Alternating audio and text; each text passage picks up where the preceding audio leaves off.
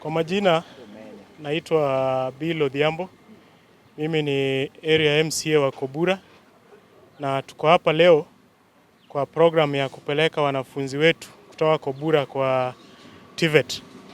Hii ni program ambayo tumekuwa tukifanya kwa muda sasa tangu tuingie ofisini, kwa sababu tuligundua wanafunzi wetu wengi tukiwapeleka katika hizi program za TVET wanarudi na wanasaidia eneo letu la Kobura, na kwa sasa tushapeleka watu 1100. Huu tunapeleka watu 50 na bado tunaendelea na hii program kwa sababu idea yenye tuko nayo tunataka at least, kwa sababu unaangalia wakati huu sio kila mtu lazima awe daktari, sio kila mtu lazima awe awe wakili.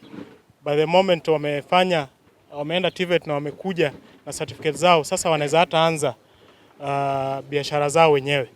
Ukiangalia TVET, hata mtu ambaye hajamaliza hata darasa la 8, TVET iko na nafasi yake.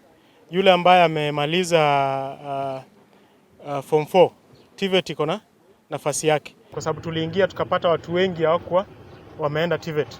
So mpaka sasa tunaweza sema tukiunganisha na hawa wenye wameenda kwa TVET sasa watakuwa 1150. We ask the government to at least pump more money in the TVET programs, because you realize this is a very big population that goes to TVET.